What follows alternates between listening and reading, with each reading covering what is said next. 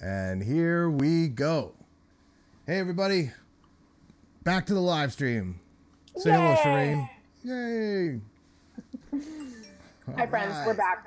Forgive me.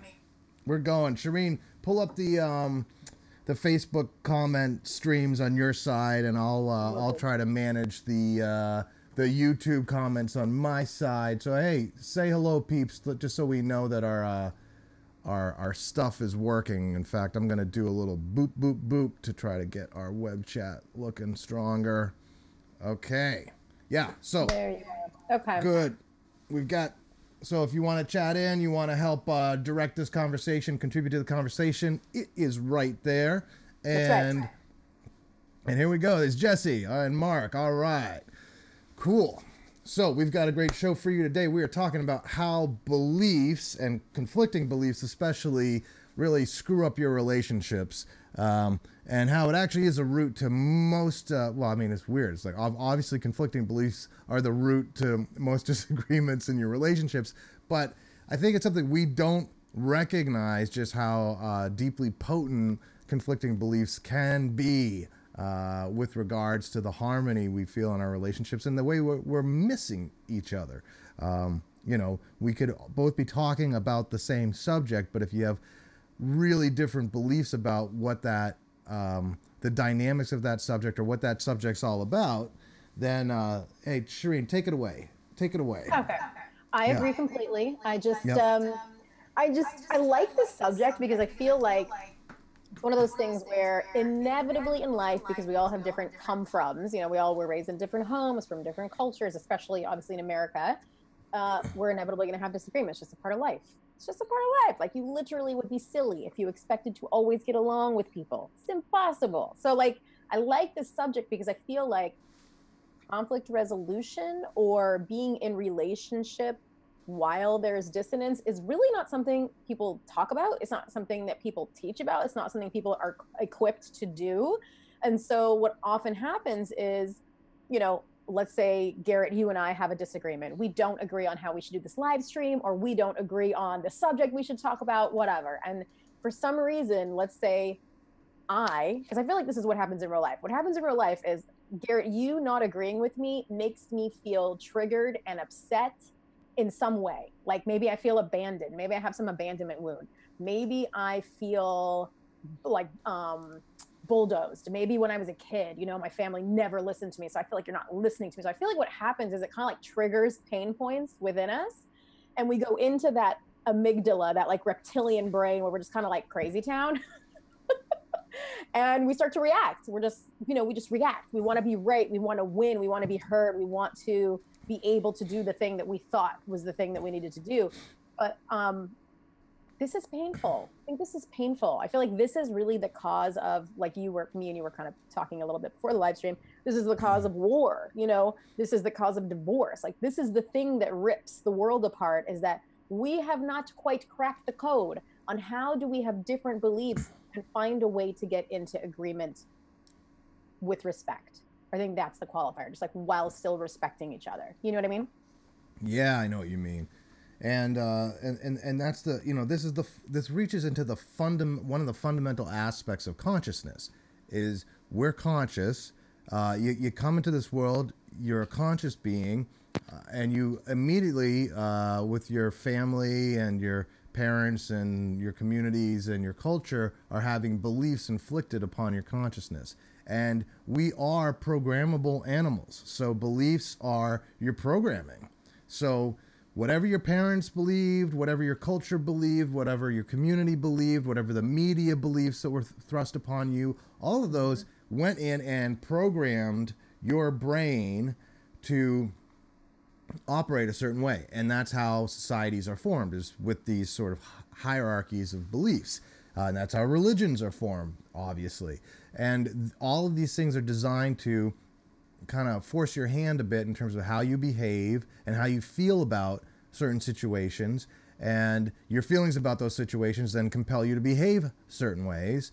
And then as soon as somebody challenges one of those deep-seated beliefs, now your very survival instincts kick in. Because the reason we're programmable animals is because we don't, as human beings, have as much in terms of instincts as we as other animals do. So like some animals are born like a horse is born and they're instantly walking. Like, how do they do that, right? Like it takes our children like close to a year to do anything like walk. So like, why is that? And I believe the reason is because human beings have these great brains that can be programmed to do really interesting things that other people in their lineage have learned to do before them, like making fire, using certain medicines, learning to hunt in a particular way. There's a lot more complexity to what human beings can learn, but the way that human beings are able to learn those things is they don't have instincts getting in the way. So your instincts for how to walk aren't really there. You're sort of taught to walk, and your instincts for how to speak aren't nearly developed enough for you to like come out speaking. So then you have to be taught how to speak. And if you don't learn these things and you don't take these things to your core, you won't survive. And then in addition to that, you're taught what's dangerous and what's not dangerous. And the biggest danger is that you'd be abandoned by your family, by your tribe, if you violate certain deep-seated beliefs of that tribe. So there's all these taboos, especially in primitive cultures, these taboos that if you do it, you are now banished from the tribe. That's certain death. So our beliefs are deeply, deeply rooted in our survival instincts. So like the one instinct you do have is listen to your beliefs. Right, exactly.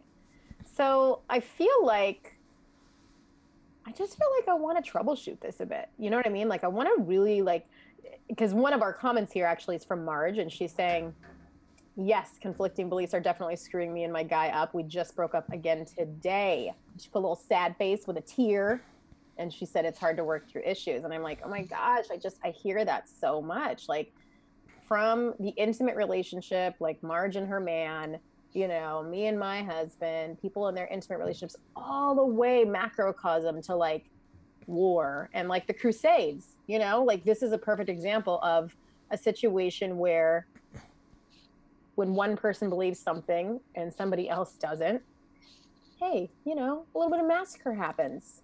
Yeah, right. And it's like the beliefs we as human beings recognize deep threat in conflicting beliefs. So if that belief, if there's a conflicting belief and you were to adopt it and your tribe exiled you, that's certain death. But then if another tribe has a competing belief, it's like the beliefs almost are cultivating people. It's almost like, who's running the show? Is it your heart and soul? Is it your consciousness that's running the show? Or is it your beliefs that are running this programmable animal that you're just basically watching? Like it's like your consciousness might just be an observer that really doesn't have a lot of power over your own beliefs. It's the Zen Buddhist would say the latter is true, that your consciousness is just sitting there observing the thoughts that go through your mind and the beliefs that run you, and has like no real control or volition over that you can't change that. You're just watching it and you can get absorbed by it, and then you think it's you, and that's the ego. And so as soon as you identify with your own beliefs, now you're identifying with that separate self, that programmable self, that's the ego. And that's why we get into these horrible conflicts with people who don't share our beliefs. So one person in the chat here said, I would be so bored if my significant other shared all of my beliefs. And yeah, that's true. But I bet they share a lot of them, or at least the most important ones to you, or something of that sort. You have compatible beliefs, even where you disagree. It's like compatible in a way where it might threaten your beliefs just enough to make things exciting, but not so much that you like feel like killing them or feel like running away from them like that. And that is what we run into when you have really different conflicting beliefs, that one is going to they can't exist in the same space without one being destroyed. Well, but here's the thing, like how do we as a community of people come together and find ways to exist in the same space. Because like I don't know the actual details of the story, so I'm not even going to attempt to butcher it, but I do remember hearing some crazy situation once at like some Tony Robbins conference where there was like a Muslim and like I don't know, like someone whose family had died in 9/11, and like they were super at odds, and somehow Tony Robbins sort of facilitated them coming to a like tears and forgiveness and a hug. Like, so I feel like there's this place where it's possible for us to be super at odds in terms of our beliefs, but to still find a way to just respect each other as humans enough to not attack, you know, enough to not lunge forward and like try to be right at the expense of somebody, to respect that their beliefs are their own and that's totally legit and that's fine, and their beliefs don't threaten mine, and I will be in the discomfort of this conflict in such a way where I will continue to respect them while we talk it out, like while we get on the same page. So I feel like the problem is that so quickly we are trying to sort of like devour the other person in an effort to win. And I feel like it's that win-lose energy that's like screwing everyone up. I feel like if we could come to a place where we come from a win-win, like how do you win and how do I win? Like how can we both get what we want? Like how can we win without somebody dying or losing or being, you know, waging war? Like how that's where I want to like play in the space of like almost like creative energy. Like how do we make this happen? Come on guys. So live streamers, y'all, come on, holler, like let us know your thoughts. What do you think we can do different to be different in conflict to get on the same page? Yeah, and I just saw somebody's comment on Facebook where they're saying something like, you know, he's an amazing musician and I'd like to support that, but it's also hard because I'm expecting equal monetary contribution. And Shireen and I were just talking about this before we went live, where I was saying I'm probably, you know, one of the last people who comes from a household where my father was the entire, you know, breadwinner or provider financially, and I always grew up with seeing that as like the masculine role, like that's in me. So I feel like that's, you know, I feel like less of a man if I can't provide entirely for my family, or at least like, you know, the vast majority, you know, the bulk of it, 90% or more. Whereas my brother, you know, was in a relationship where that wasn't the case so much, where, you know, he wasn't so hung up on, you know, providing, you know, 80-90% of the household income. And I think like that it could just be generational. I think most kids these days, most 20-somethings don't even ever expect that. They expect, you know, we'll split it 50-50. That's equitable. But that's a huge transition. That's a big transition just in the last 20 years or so of, you know, thinking that, you know, we split the household costs 50-50. From where I come from, it's like, yeah, it's the man's job. That's just how I grew up. And I think it was peculiar that I grew up that way, because I think even in my parents' generation, most people were splitting the household costs much more than in my family. But that's just how I grew up. So that's kind of how I run things. So that's this weird internal belief that I have that a man's job is to provide. And that's something that I think most 20-somethings don't really share anymore. You can pipe in on that one, Shireen. How do you feel about it? I mean, I don't freaking know. Like, that's so interesting because it's like you and your sibling had the same parents, but you came out with totally different beliefs. Like, that's fascinating, you know? And so it could be like maybe the year you were born. I mean, and I can't even, in my mind, I wanted to like cling to like, well, maybe it's because he's a musician and Garrett, but then I'm like, you're super artsy fartsy. Like, you're totally a creative type. It's not like you're like this like freaking hedge fund manager or something. So I'm like, I can't even justify it there. Like, I just think this may be totally not helpful, but I just feel like sometimes there's really no rhyme or reason for why people take things one way or the other. You know, like me and my sister came out of the same exact house, the same exact parents. We're not even barely 3 years apart, like 2 years and 9 months apart. And our view on the world is 100% different, you know? So I just think like, you know, there are studies on this though. There are studies about like certain amount is genetics and certain amount is like the house, Yeah. nature versus nurture. Some of it's the nature, nurture, but that to some degree, like there's actually a choice in like the way you look at things and whatever. So I don't Yeah, really it's care. funny. Right as you said, some parts of it are genetic. Mark actually commented it's genetic. So that's really weird. Like, how much are beliefs a genetic thing? I think there are definitely deep seated cellular level beliefs that that we carry with us, where it's like we just don't feel right if we're not behaving according to our cellular level programming. So it's not just social programming. And I would say cellular level beliefs or genetic beliefs would be like the horse that's born and is walking within 10 minutes of being born. Like, I think that is that is a genetic belief, or genetic programming. And it's weird to call like walking a belief, but it is an understanding. It's a way of thinking or doing things that has a function that's right there somewhere deep in the DNA, deep in the cells, whereas other beliefs are much more learned. And I think the closer you get to the cellular level beliefs, let's go out on a limb here. I think your sexuality is very likely to be, in large part, a cellular level belief. So, I believe women are hot. So like that is like some sort of cellular level thing that goes on in my testosterone or my genetics or whatever. And then, there's other men who think men are hot and are more into that. And like that could be a genetic thing. And I think there's been studies that show that there are genetics like at the level that can help determine that. But then there's other things like I think women who act a particular way are attractive, and like that could be something I learned.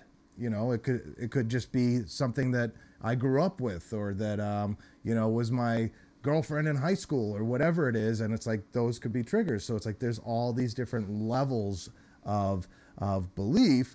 And if you're not getting if you're not getting your genetic beliefs agreed with, I think that can be a real deep-seated source of conflict in any physical relationship. Oh, that's interesting. What do you mean by that? Well, I mean, it's like think of all the people who were gay 50 years ago that were in marriages based on sort of cultural beliefs that a marriage is between a man and a woman, and there is no room for homosexuality. And then you have people who may feel,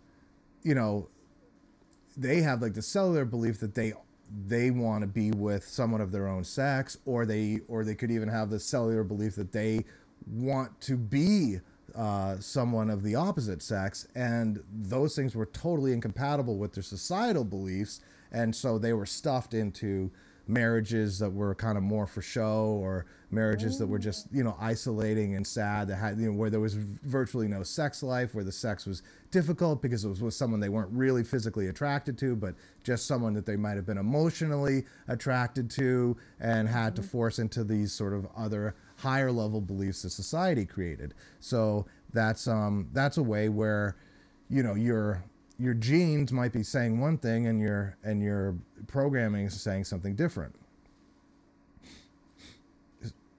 So I'm I think, totally with you. I'm sorry. Go ahead. No, you go ahead. I just got so distracted by Ruben's comment. He's like talking about an idea for real change and getting our current leaders together to let them know they are allowed to continue with the enslavement, but under one condition, that in all their decisions honor the universal law of do not harm but value life. That's just really interesting. Yeah, that's something I've wrestled with. Like, how do you, when everyone's coming from a different belief system, especially today, like everything's just gone crazy in terms of belief systems, and probably in a good way. But it used to be there was in any given community or country, there was like this overarching religion, these dogmatic sets of beliefs that you were taught, that you were supposed to adhere to. There was like this very strict programming that everyone had the sort of the same programming, and that would create a cohesion in the society. And yet nowadays we have anything and everything you can believe in, and even truth is like, you know, fake news and there's no truth is kind of like this new idea, like there's you know, there is nothing true anymore. Well, it's like that's, you know, that's gone too far. But like, how do we find a fundamental truth that we can all share a belief in? And I made this video, Life, the Universe, and Everything, a while back about entropy being something we can agree is like a negative force against what it means to be a living creature and a living consciousness. So if we think about what entropy is this chaotic force in the universe, and some people might get like mad at me and say, well, that's not really the science. Entropy means, you know, certain other things scientifically, but it really, if you look at it, what entropy is saying is things that become less and less organized, more and more smeared, and what I would call chaotic, and based on that, life was this reaction to it, where life was trying to slow down entropy, if you will. That, and one of the greatest physicists out there, Schrodinger, wrote a book about life, and his whole book was saying that, like, you know, life is this thing that is slowing down or reversing entropy. And if that's what we are, then we can agree that heating up our planet, causing destruction, causing chaos is like not a good thing for people. Killing somebody would be a form of taking a very organized creature that has a high level of functioning and complexity, and reducing it to something much less complex, just a dead body, and that would be creating entropy. So it's like anytime you're creating chaos, creating destruction, that is a form of entropy. And we could say, like, so the fundamental law of humanity could be like something we could all agree to is like creating more entropy is bad or wrong, creating less entropy or reversing entropy, creating more order and harmony and what might be called grace in a more religious context, but beauty and complexity in another context, that would be considered like reverse entropy, and that'd be like what we're kind of all called to do, is to bring about things that slow down and reverse entropy in our systems. Just an idea. No, honey, I like it. Bring on the science, baby. Like, so if you want to get more into, yes, and if you want to get more into that idea, I just want to throw out, like, go look up Life, the Universe, and Everything under Garrett John. You'll see there's a 10-minute video on that. I don't want to bore you with it here. Okay, what else do we got, Shireen? What can we do with this? Silly. Never boring. Stop it. Are you kidding? Like, have you seen all the comments that are like, I watch your videos every day. You changed my life. I still cry every time I watch the Wayseers Manifesto. Honey, trust me, that shit ain't boring. It's quite exciting, actually. It's very, very soul fulfilling. So, yeah, I don't know. Back to conflict. What do you think, dude? I mean, you had mentioned the Crusades earlier when we were talking about it. What were your thoughts on that? Yeah, so the Crusades are obviously somebody's trying to rid the world of beliefs that are different than what Christianity was sort of bent on at the time. And the irony is, like, horrific violence. Everything that went against Christ's message was what was being exhibited by the soldiers running the Crusades, and yet they're doing it under the auspices of spreading the word and belief and religion of Christ while ridding the world of anything that was not Christian. And yet they were behaving in the most antithemic way to Christ's message and truth possible.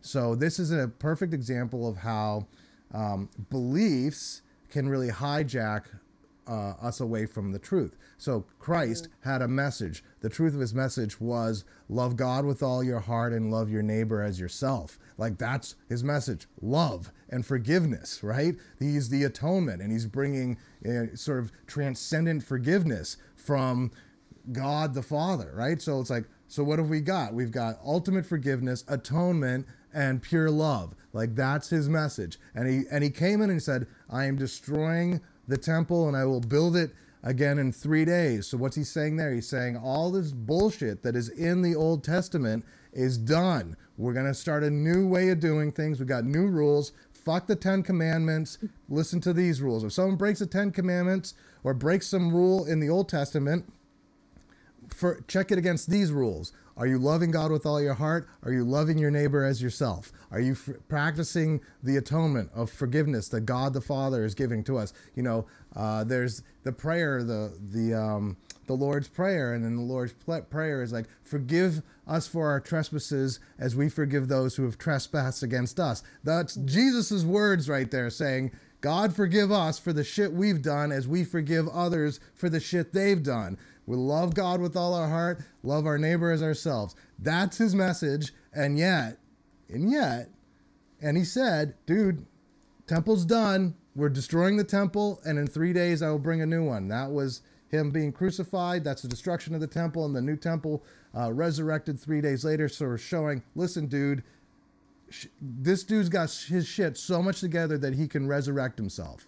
Like that's you know, it's like he's pretty legit. Like he raised Lazarus, and maybe we should have believed him then, but nah, fuck, we killed him and he came back and he's still saying that shit.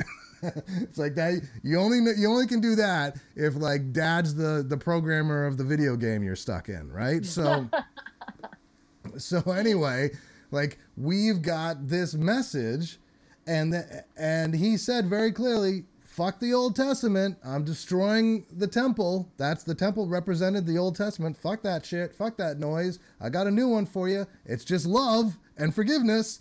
And yet, somehow, 1,000 years later, we got these motherfuckers running a crusades, trying to kill everybody who doesn't wear a cross or doesn't say that they adhere to the Pope or the Christian ideals. Like, what the fuck? Like, how does that even happen?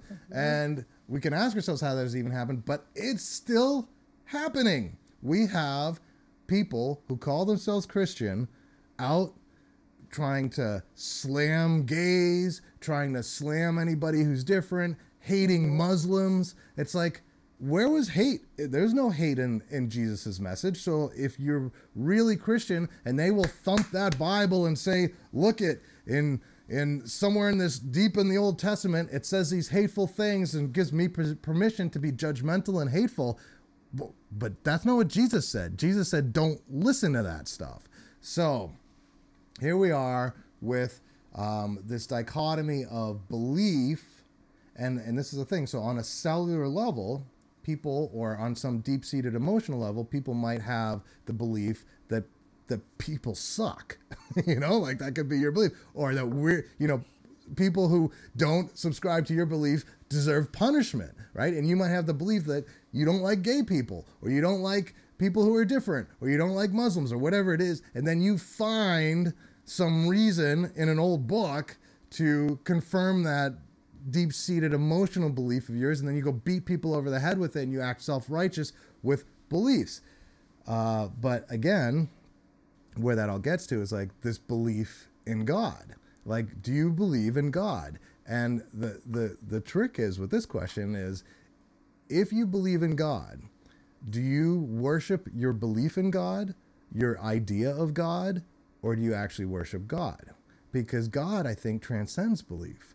And if you're just worshiping your belief in God, you're just worshiping your idea of God, something that you were taught by your parents or your church or some ministry or whatever, are you really worshiping God, or are you just worshiping an idea? Damn, that was deep. Dick Garrett. Way to bring it home. Yeah. That's the gift of Garrett, man. Always with the transcendence, you know, like it's really good. I love it. Thank you. I think that is a beautiful, just like, I don't even want to call it a point. It was like a question mark. It was like, are you worshiping your beliefs, like as in your ideas of God, or are you actually worshiping God? I think that is a really beautiful question for us to sort of take a moment and look inward, like, wow, you know, because if you were really worshiping God, you probably wouldn't project like maybe not even good or bad energy out. You would probably just be so tuned in, you know, to your Lord, your God, whatever you call this deity.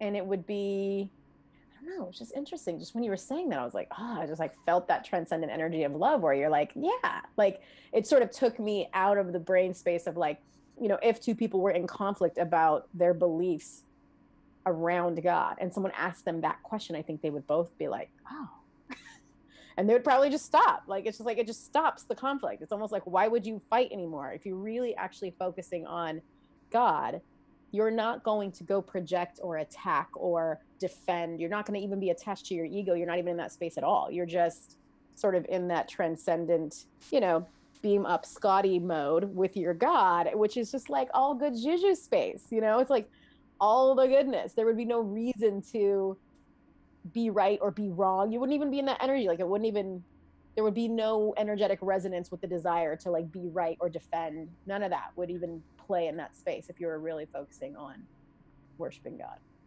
Yeah. Especially if you, I think most people today, religious or spiritual, would have no problem saying God is love. It's like, oh, okay, God is love. All right. If God is love, and let's call it God like a transcendent love, a love that is bigger than the mere mortal love of our hearts and our loins. Like, it's bigger than lust. It's bigger than familial love. It's bigger than brotherly love. It's bigger than romantic love. Mm-hmm. It's this transcendent love. And there was a passage in the Bible where Jesus asked one of his disciples, "Do you love me?" And he asked 3 or 4 times. And each time, "Do you love me? Do you love me?" And the disciple said yes. And yet it doesn't make as much sense in the English, because he says, "Do you love me?" And the disciple says yes. And "Do you love me?" And the disciple says yes. But if you read it in the Aramaic, he's actually saying, "Do you love me like a brother? Do you love me like a lover? Do you love me like a God?" And that, so it's like there was different words for different kinds of love.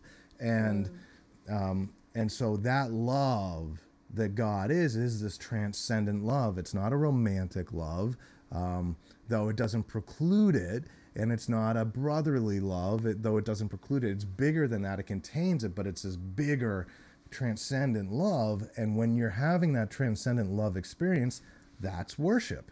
Now you're experiencing worship because you are in communion with transcendent love, which is what God is. So you're in communion with God and you're having this transcendent love experience. And from that experience of transcendent love, all you can do is love. And all of your thoughts are in harmony with love. Mm-hmm.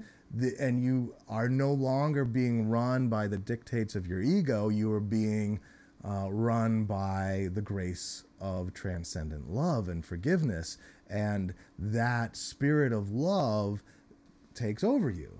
And you don't really care what other people believe at that point. Care is probably not the right word.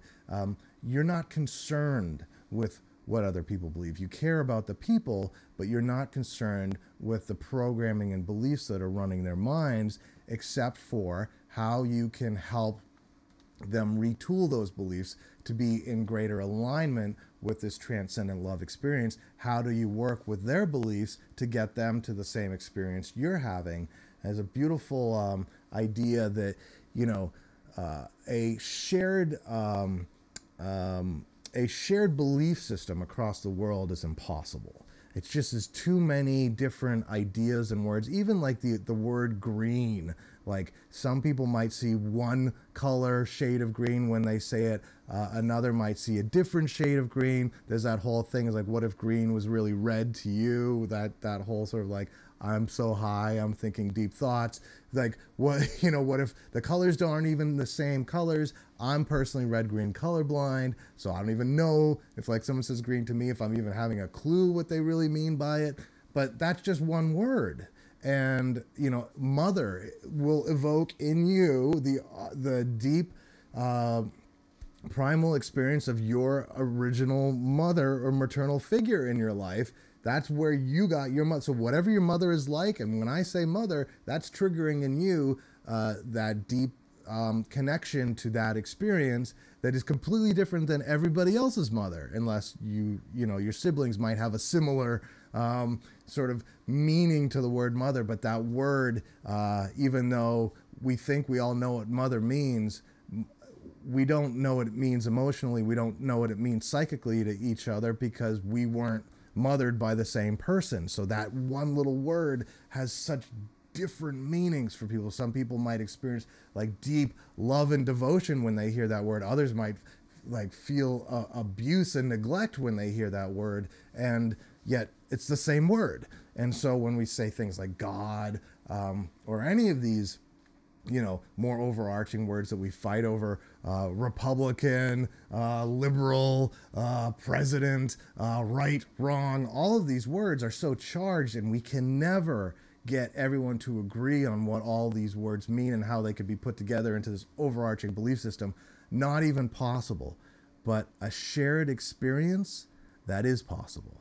We all know the experience of love. We all know the experience of loss. We all know the deep experiences of the heart and soul.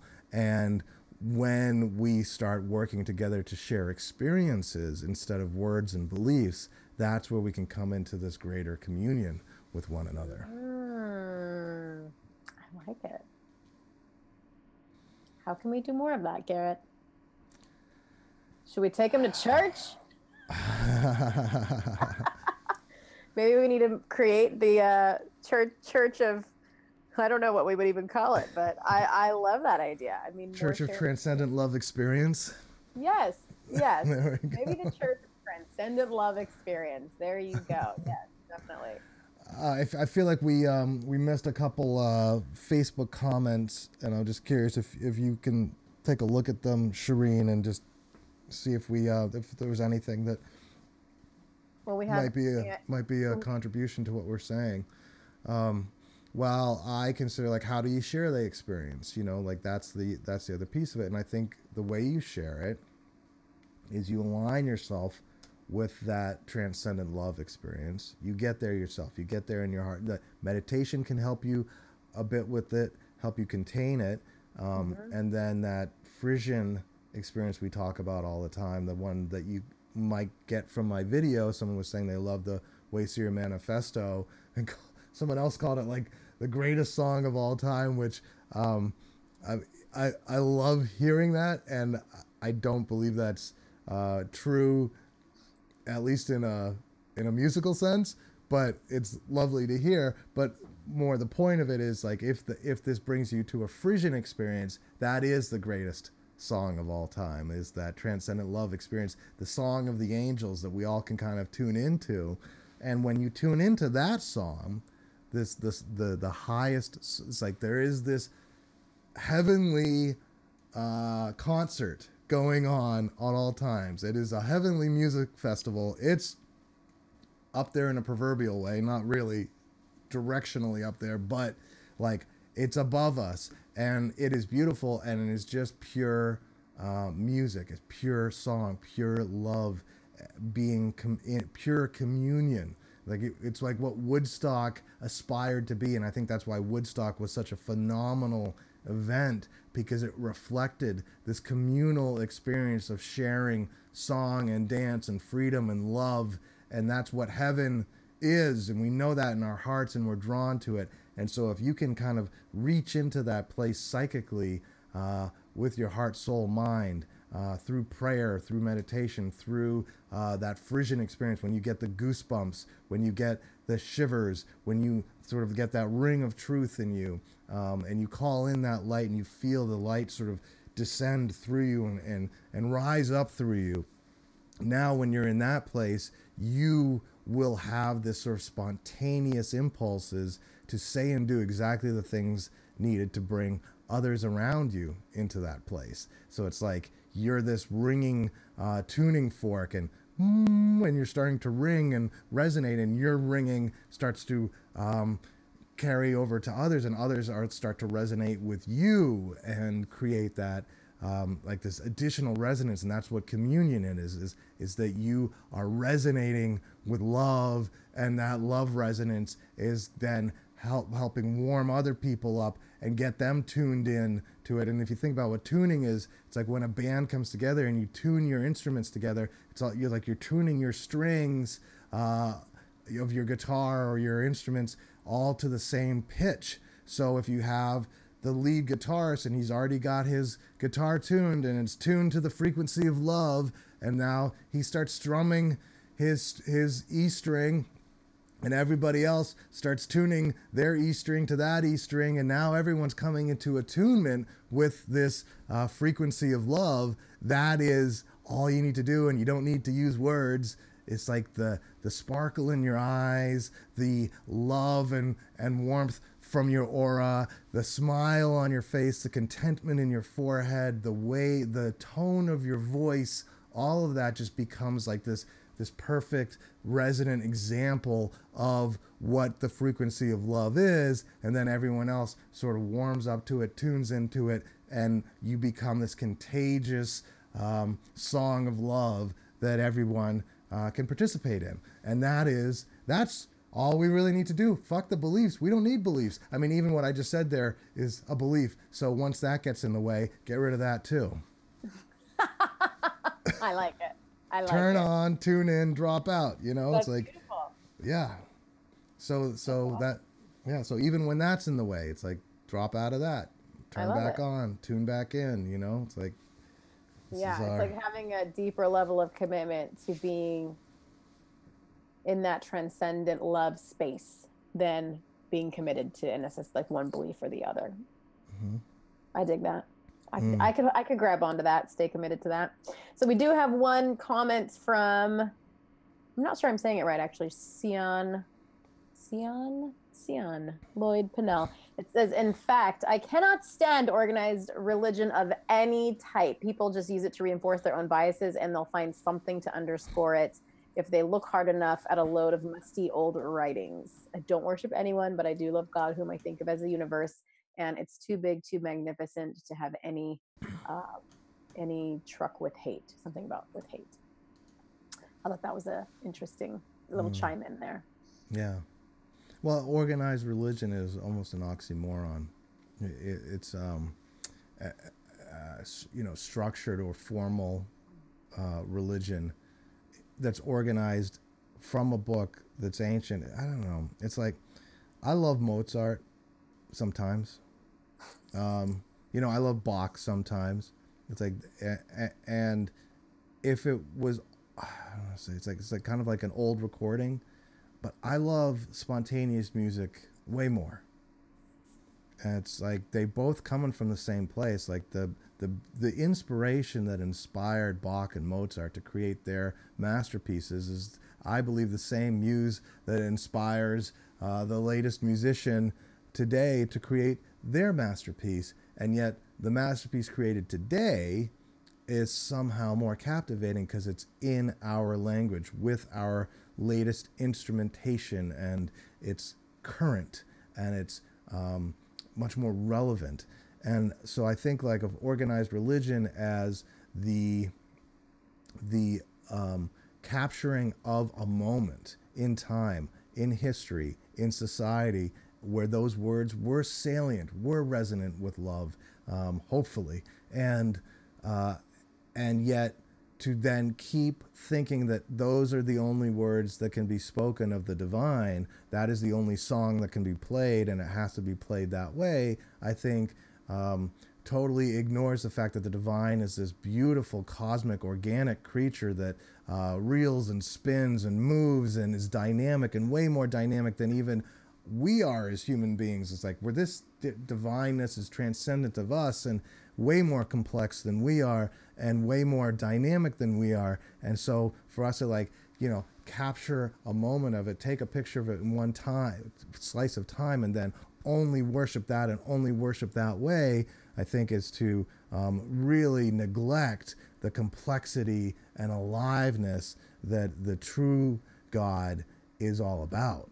And that's why, classical organized religion, although helpful as a glimpse into that kind of inspiration, it should also just be regarded as a glimpse, just like a great piece of Mozart. It's like that shows us what music can be, but that's not all music can be. Mm-hmm. Love that. I'm like fixated on the Church of Transcendent Love. You're gonna have to do a lot of convincing to not have me plan that. Okay. So, all right. So I do have an Easter egg hunt with my daughter that I'm supposed to get to. Speaking of religion. That's right. Speaking of religion, it's happening. By the way, everyone, Merry Easter. That's right. Happy Easter. Exactly. So there we have it. I mean, we talked about destroying and rebuilding the temple in 3 days. Good Friday coming up. Destroy some temples in your life. Like, look at what are the old belief structures that you've got that are getting in the way of your spontaneous expression of transcendent love or your spontaneous experience of transcendent love, and destroy those temples and then exist in that destruction for 3 days until Easter, and on Sunday resurrect and create new life from the destruction of those temples. What is the new way of being? What is the new order you can bring to that freedom that you've created by destroying those temples? I love it. That's your challenge, peeps. No big deal. NBD. Make it happen. All right. Thank you for being with us, you guys. Seriously, we love jamming with you. We appreciate the comments, the thoughts, the questions, the everything. So just keep coming on back. We're going to keep doing this every Wednesday around the same time. And so I guess that's it. That's all we got, peeps. All right. God bless you, everyone. Happy Easter. Bye. Bye.